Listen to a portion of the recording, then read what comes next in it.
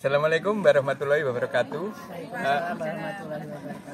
Hari ini adalah hari ulang tahun Sasana Persada Kemala. Kami Pondok Lebah bersama Sasana Persada Kemala untuk ikut merayakan ulang tahunnya yang pertama ini. Acaranya luar biasa. Oleh karena itu, saya perkenalkan ini Ibu Meli Rahman. Beliau adalah ketua Sasana. Kita ingin tahu apa harapan ke depan dengan ulang tahun yang pertama, seperti luar biasa manfaatnya mendatangkan seorang dokter gizi yang ada hubungannya dengan kita yang lansia dan pralansia. Monggo Ibu. Harapan saya ke depannya semakin banyak warga di Persada Kemala dan sekitarnya yang ikut untuk dengan kegiatan Lintinggung ini, karena kan manfaatnya banyak sekali. Cuma memang kendalanya orang cenderung skeptis.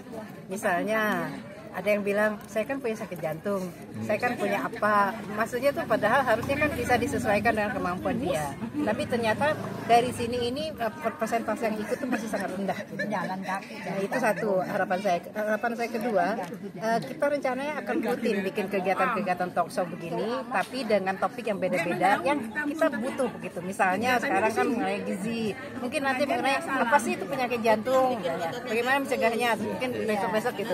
Jadi kira-kira seperti itu ke depannya, itu pinginnya kita menjadi suatu komunitas yang besar, tapi komunitas sehat gitu, melalui Lintinggung atau olahraga lain kalau memang mereka memilih olahraga yang lain. Demikian tadi bincang-bincang kami dengan Ketua Sasana Persada Kemala. Mudah-mudahan di ulang tahun ini kedepannya akan lebih maju dan bisa menyehatkan masyarakat. Seperti halnya kami dari Asosiasi Perlebahan Indonesia juga ingin menyehatkan masyarakat. Salam sehat bersama Lintinggung.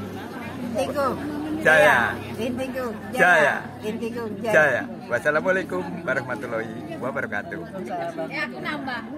Pralansia dan lansia yang diselenggarakan dalam rangka hari ulang tahun ke-1 pegiat senam terapi Lintinggung Sasana Persada Kemala. Jadi alhamdulillah LTK Sasana Persada Kemala saat ini sudah mencapai 1 tahun. Mulai saya akan buka dengan pantun terlebih dahulu. Jalan-jalan ke pasar baru, singgah sebentar beli pepaya. Mari kita jaga tubuh dan kalbu dengan gizi seimbang di usia senja. Klinik dokter spesialis gizi klinik dari Rumah Sakit Persahabatan. Mungkin Bapak Ibu mengenal Rumah Sakit Persahabatan, salah satu rumah sakit terbesar di area timur Jakarta ya. Mari kita sambut dengan hangat Dr. Elvina Rahmi, spesialis gizi klinik Rumah Sakit Persahabatan. Terima kasih Dr. Elvina sudah hadir pagi hari ini. Terima kasih, ya selamat pagi. Assalamualaikum warahmatullahi wabarakatuh. Ya semangat pagi semuanya ya Bapak Ibu yang sudah memberi kesempatan saya untuk berbagi di sini dalam suasana santai ya, mengisi hari di hari libur ini. Terima kasih buat Bu Lia yang sudah mengundang tempat ini. Ternyata hari ini adalah hari ulang tahun ke-1 ya, kegiatan senam untuk terapi ya yang Lintinggung ini ya. Oke. Nah ini sebuah kegiatan yang sangat positif ya, karena ini berkaitan dengan lifestyle gitu. Jadi kita membentuk lifestyle yang sangat baik. Jadi kita terarah untuk melakukan aktivitas fisik ataupun olahraga dan sesuai dengan kondisi yang ada. Cepat, capek, naik tangga, capek, itu namanya tidak bugar gitu. Makanya sehari-hari diupayakan, semakin bertambah usia semakin ada perubahan dari kondisi tubuh gitu ya, terutama dari faktor metabolisme. Jadi nggak bisa dipungkiri proses aging, proses penuaan sudah pasti terjadi. Hanya tugas kita apa? Memperlambat gitu. Jadi jangan dipercepat. Tugas kita memperlambat proses penuaan itu sendiri gitu. Jadi hipertensi gitu. Jadi sangat berkaitan erat dengan proses metabolisme karena banyak terjadi penumpukan lemak. Ya banyak faktor yang tadi kita katakan, mungkin pola makannya banyak kalori tapi olahraganya kurang, jadi ketumpukan gitu. Ya. Bu, siapa Bu? Disebutkan namanya Bu. Oh, Ibu Tati. Silakan Bu Tati. Ini kan terkait dengan kebutuhan masing-masing kalori per orang. Nah, Ibu dokter punya nggak teorinya? Tiap orang kan beda-beda nih. Berapa kalori yang dibutuhkan per hari? Nah, ada nggak apa itu terkait dengan tinggi badan, dengan berat badan? Jadi berapa? Oh, misalnya saya 1.500 per hari. Awal ini 2.000 atau itu ada nggak secara ini aja? Mudahnya ya. Lalu yang kedua, Untuk harian. yang kedua saya kan nah, ada yang dokter bilang saya tidak boleh diet keto. Nah, terkait dengan itu tuh mohon penjelasannya. Silakan Dok. Terima kasih. Cara mudah Ya. mengukur kebutuhan kalori.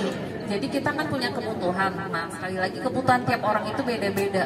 Apalagi ada kondisi diabetes ataupun dari berat badannya gitu ya, ataupun ada lagi faktor ada sakit, lagi infeksi atau segala macam, proses peradangannya tinggi, kebutuhannya lebih tinggi gitu. Nah, sekarang kita ngomong untuk orang normal ya, dewasa normal. Nah, di situ sebenarnya ada juga dicantumin ya secara alat ya, belum kita ngomong gimana gitu.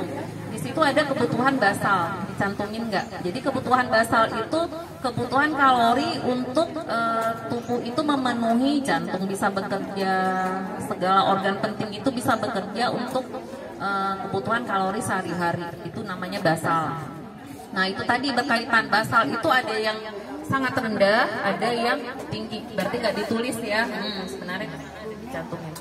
Nah, jadi berdasarkan apa? Sesuai dengan usia, jenis kelamin, sama faktor stres aktivitas kitanya. Nah, jadi pengalinya itu, gitu. Biasanya itu ada rumusnya. Nah, untuk gampangnya gimana? Kita bisa hitungnya berdasarkan kilogram berat badan. Nah, rata-rata di 30 ya, 30 kalori per kilogram berat badan. Nah, untuk obesitas kita nggak bisa ngitung berat badan aktual saat ini. Misalnya berat badannya 80, kita nggak bisa langsung kalikan 30. Itu terlalu besar ya. Jadi kita ngitungnya dari berat badan idealnya gitu, baru dikalikan 30 gitu ya. Nah, kemudian untuk yang ada tujuan tertentu. Nah, untuk tujuan tertentu, misalnya asupan makannya sehari nyampe 2000 kalori anggap gitu ya. Nah, punya tujuan untuk turunkan berat badan sedikit gitu ya dari target. Nah, kita mengurangi dari kebiasaan makan yang ada sekitar 500 sampai 600 kalori dari kebiasaan makan saat ini gitu. Yang dikurangi apa?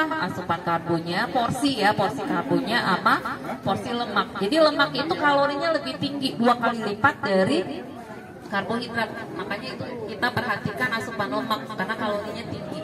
Gitu ya. Jadi walaupun sedikit tapi lebih tinggi kalorinya dari karbohidrat dan protein juga gitu. Makanya kita perhatikan komposisi makanan. Jadi lauk itu sudah ada kandungan lemaknya walau sedikit, terus kita lanjutin goreng ya. Terus minyaknya juga ada yang suka ngulang-ngulang gorengnya. Nah, itu semakin jenuh, semakin tinggi lemaknya. Jadi semakin banyak nyangkut di sirkulasi darah. Jadi sirkulasi darah nggak lancar ya, makanya berkaitan hipertensi. Jadi darah itu nggak lancar ke seluruh tubuh, jantung juga terganggu pompanya. Kemudian diet keto ya. Nah, diet keto itu kemarin terakhir ya, beberapa tahun terakhir memang heboh ya. Sekarang hebohnya IF ya kayaknya ya. Nah, diet keto itu secara penelitian membantu meningkatkan insulinnya jadi lebih baik gitu. Nah, keto yang seperti apa? Ada yang jalankan diet keto itu yang sangat ekstrim, bisa skip karbo sama sekali. Nah, untuk orang Indonesia, keto itu kan tinggi lemak ya. Nah, untuk orang Indonesia pilihan lemaknya rata-rata lemak yang tidak sehat gitu. Nah, itu yang jadi masalah. Karena terlebih di 6 bulan jalanin meningkat profil lemaknya, kolesterolnya naik gitu.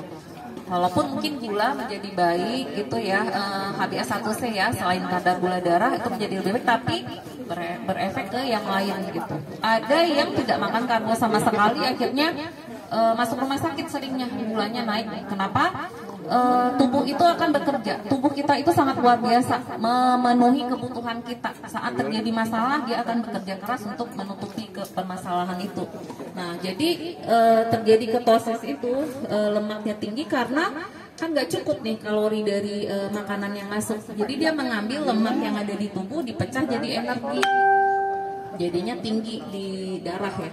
Gulanya jadi jauh naik gitu. Jadi makan yang terlalu sedikit juga nggak boleh. Juga bisa bikin naik gula darah. Selain ada asumsi kita makannya sedikit gula jadi nggak drop gitu ya. Nah selain itu justru kadar gula darah jadi naik sama sekali. Karena proses dari tubuh ya. Jadi hati-hati lakukan diet keto. Kalau mau lakukan diet keto itu yang moderat, yang rata-rata. Jadi memilih lemak juga lemak baik, karbo tetap dikonsumsi, protein juga bikin kan. Iya. Ada lagi Bapak Ibu? Makannya mie ya. Gitu. Jadi atau pengganti nasi. Ya, pengganti nasi yang dimakan dalam sehari-hari. Jadi naruh dulu nih, segini nih patokan makan yang sehari-hari. Kemudian bagi 4, seperempatnya dikembalikan. Jadi yang dikurangin seperempatnya. Paling nggak gampangnya gitu. Jadi karbo nanti kita makan, gitu ya. Mau nasi, mau pengganti nasi, mau mie nih. Mie itu kalorinya besar. Jadi kalau kita ngomong satu bungkus ya, satu bungkus mie, sekarang Indomie juga ada yang jumbo lagi. Iya ada yang jumbo sekarang tambah jumbo. Jadi mie itu satu bungkus itu sama kayak 2 piring nasi. Makanya kita harus hati-hati mengganti nasi. Iya. Nah baksonya, kadang-kadang kita bilang cuma baru makan mie doang, gitu ya mie Jadi doang. makanan olahan juga ya, bakso, nugget, sosis itu juga tinggi. Lemonello.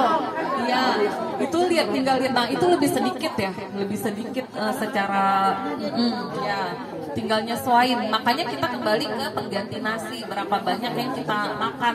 Dan nggak boleh double, kadang-kadang ada yang makan nasi sama kentang, ada comot mie-nya dikit ya. Bihun sama nasi, pengganti nasi juga. Jadi tinggal disesuaiin aja gitu. Memilih sumber karbo yang ada serat. Nah kemudian temennya sayur ya, penting temennya sayur sama tadi protein. Protein itu nggak boleh kurang sama sekali gitu. Tapi nanti ada lagi yang punya masalah ginjal. Nah itu lebih spesifik lagi. Kita harus menentukan kebutuhan protein harian, nggak boleh berlebih, kurang juga nggak boleh. Belum lagi nanti ada yang asam urat misalnya. Nah itu perhatikan dari sumber makanan, kacang-kacangan gitu ya, sama pilihan sayurnya. Ya, kalau jadi udah dikulik-kulik ternyata banyak juga ya kita kebiasaan makan yang sudah kacau balau. Jadi yang simple dulu ya yang kita pahami ya. Mungkin kalau lebih lanjut kita ya butuh ada masukan ya untuk edukasi makannya seperti apa secara lebih detail. Tapi paling enggak sehari-hari kita udah tahu ya batas-batasannya. Termasuk ini berkaitan sama gula ya, gula. Jadi karbo itu termasuk gula. Gula itu ada gula sederhana, ada gula yang kompleks. Kompleks itu yang ada serat. Nah, gula sederhana itu apa? Gula pasir, ya, madu, sirup, ya, soft drink, makanan soda yang ada kandungan gula. Nah, itu cepat nyerapnya ke tubuh, cepat naikin lonjakan gula darah. Nah, kalau ditanya boleh nggak konsumsi? Ya paling nggak sedikit aja, sedikit ngincipi ya. Ya, maksudnya tetap ada batas harian. Kalau orang yang tidak diabetes itu maksimal banget ya, udah bagian dari masakan di bawah 4 sendok makan. Gitu. Maksimal 4 sendok makan termasuk di dalam menu makanan. Iya, bukan. Jadi kalau masak dikasih gula itu sudah dihitung. Iya. Jadi jangan anggap 4 sendok makan buat minum teh manis, buat itu gitu ya.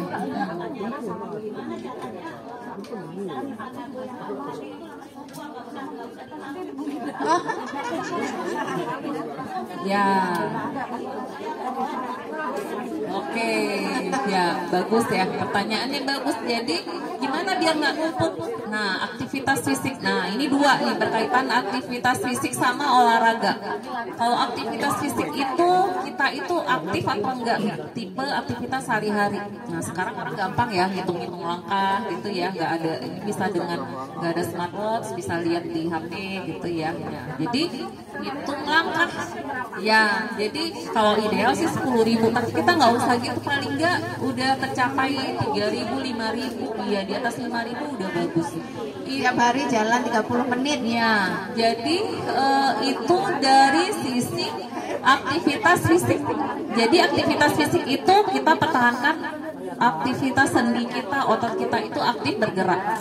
Nah, kalau olahraga lebih ke benar-benar membakar kalori yang ada di tubuh, membakar energi yang ada di tubuh gitu. Nah, olahraga itu terukur 15 menit berturut-turut. Kalau kita hitung, saya aktif nih, saya berkebun, nyapu, apa segala macam ya. Nah, itu bagian dari aktivitas fisik, kan nggak teratur ya. Kadang 1 menit, kadang gitu. Nah, itu hanya bagian dari aktivitas fisik. Tapi kalau olahraga minimal 15 menit terus menerus. Nah, itu sudah lebih optimal pembakaran kalorinya. Nah, Ya, melalui keringat dengan aktivitas. kalau yang pembuangan di saluran cerna itu sisa-sisa dari makanan yang masuk, sisa dari yang dicerna itu dibuang. Kalau kalori ya apa yang masuk itu ada pembakarannya. Jadi seminggu diupayakan secara akumulasi total sekitar minimal 150 menit kita ada lakukan aktivitas olahraga secara akumulasi. 150 menit Ya. seminggu. Ya, Bu. Ya, ya. Jadi olahraga itu upayakan yang ritmiknya teratur, yang gampang, jangan bulu tangkis, tenis gitu, itu nggak ideal. Iya, iya. Nah, jadi Yang udah jalan santai, ya, jalan santai, renang, sepeda, senam Nah, senam kalau yang sendinya bermasalah, udah ada keluhan, waduh saya nggak bisa nih senam sambil duduk. Ya, minimal ada gerakan-gerakan. Senam tikung ini Iya, bisa termasuk tidak yang membebani, ya. direkomendasikan. Ya, tidak membebani sendi lutut.